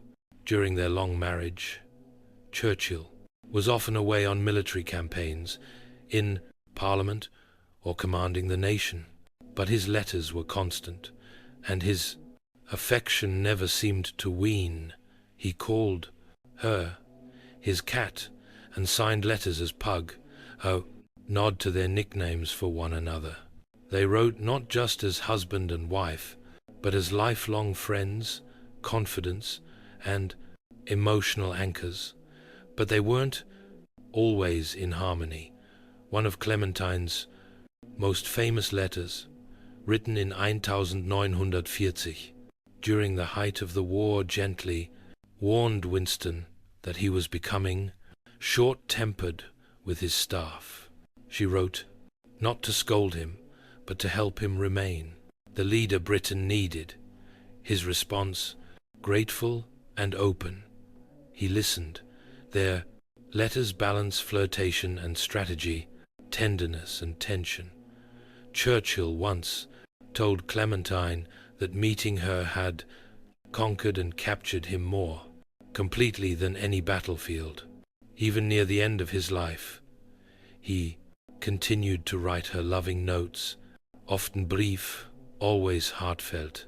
In a world of war rooms and command centers, Churchill found his truest peace in the quiet of a letter to his wife. No pomp, no politics, just devotion. His legacy may be forged in speeches and victories, but the love letters to Clementine remind us that even history's hardest men often live their softest truths in private. Few love stories in literary history are as dazzling or as destructive as that of Zelda and F. Scott Fitzgerald.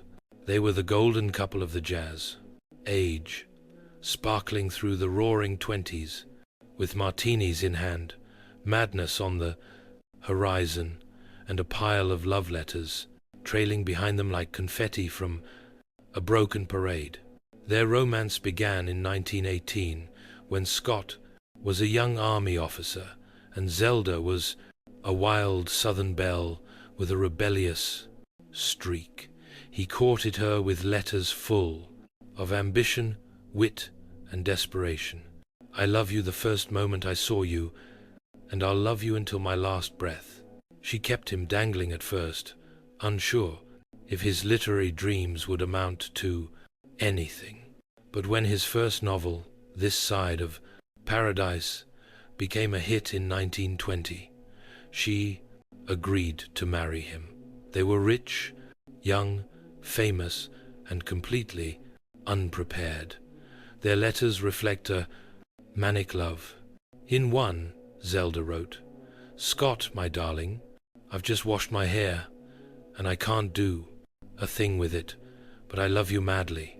Her notes are playful, poetic, flirtatious, and often laced with her own growing instability. Scott's replies were both adoring and possessive. He admired her beauty and spirit, but feared her independence. When Zelda tried to write, dance, or express herself artistically, he often dismissed her, insisting there could only be one writer in the family. That tension bled into their letters, affection tangled with control.